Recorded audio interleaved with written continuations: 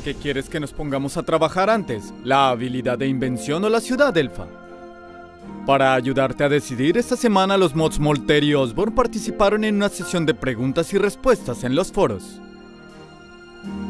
A la mañana siguiente, y gracias a que les prometimos té, respondieron a las preguntas que más les gustaron, solo para entre bastidores.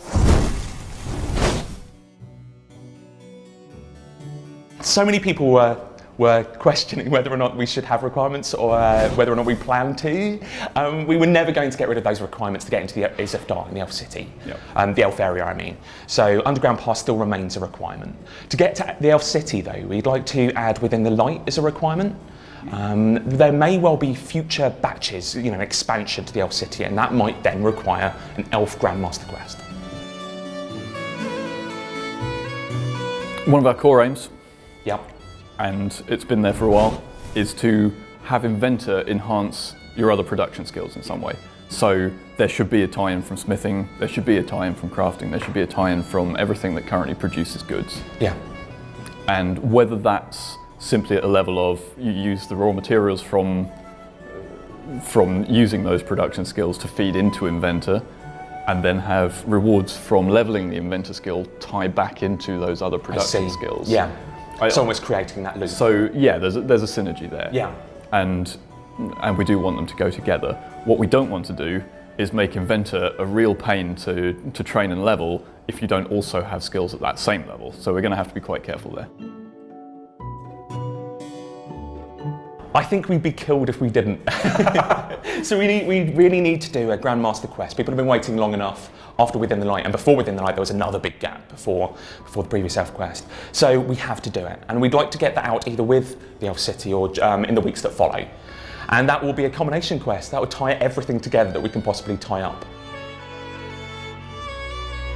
We'd like to move away from the notion that training the skill is just pick up 28 of these, make 28 of these with them, do it again. Because yes, that does lead to all of these items that nobody actually wants, cluttering up the economy. So we'd like to do something, use what we learned from Artisan's workshop to give you training methods that don't necessarily produce a whole mess of stuff, but also at the same time give you methods to create stuff that you can profit from. We've listened to people's feedback and decided the big thing that people wanted was that high level rock. And also that they wanted a Grandmaster Quest experience, a Morning's End Part 3, effectively. And that's exactly what we wanted to deliver. So Seren will be kind of separated out from that, really. The use of divine energy, I think we can have that as a core of the power source and of what people are seeking lore-wise to tie into these new inventions, these new creations, these ways people are taking their own efforts forward. It's kind of like that. It's the magical half. Yes. Of the technological magic side and comes technology. into, RuneScape's always been magic and technology. Yeah, absolutely.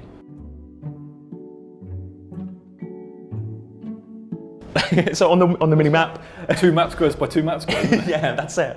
So it's really hard to decide how big Proof is going to be without knowing all of the content that's going to be in there. We're still designing it, and we want to ask players in players polls as well about the content that's in there.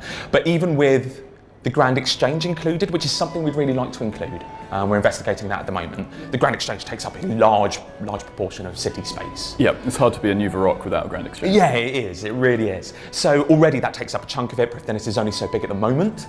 I feel that it will probably expand out, but that will really be determined by polls, by kind of the nature of those segments. For example, one segment might need fishing, so we'll push it, create a port, maybe put it closer to the sea, that sort of thing.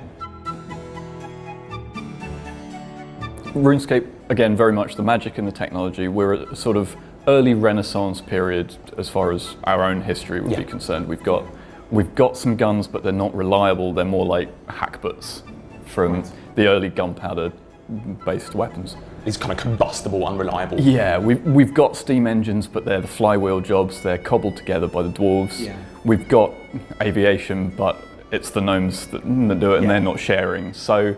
Got this kind of Tesla-like electricity, unreliable from Oldak and from the Dorgashun. Yep. Yeah. So we don't want to move the world on. We don't want to make an industrial revolution out of the inventor skill. So it'll be very much focused around personal experimentation, personal enhancement, things that you prototype that really aren't ready for the big time. Gotcha, so you're kind of it's not, blueprinting things. it's not new production, it's not factories springing up across the land, it's people fiddling, it's the player in the forefront of fiddling with stuff to find out what works now that we've got this new energy source in the form of divine energy. Yeah, so I guess it's back to work, and thank you BTS, wherever you are, for the tea. And biscuits.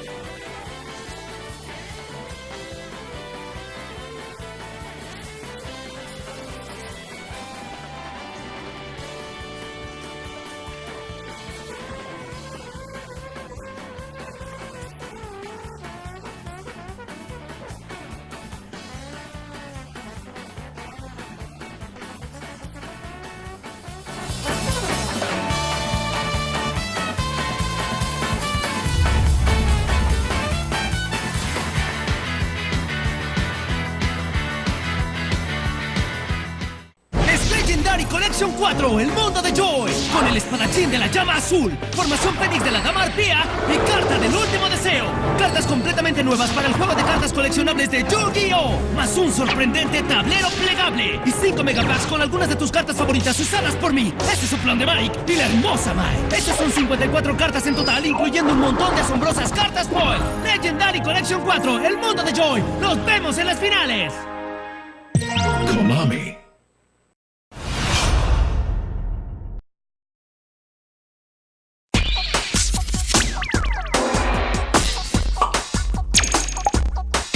En Claro tenemos el iPhone que va contigo. iPhone 5S, iPhone 5C,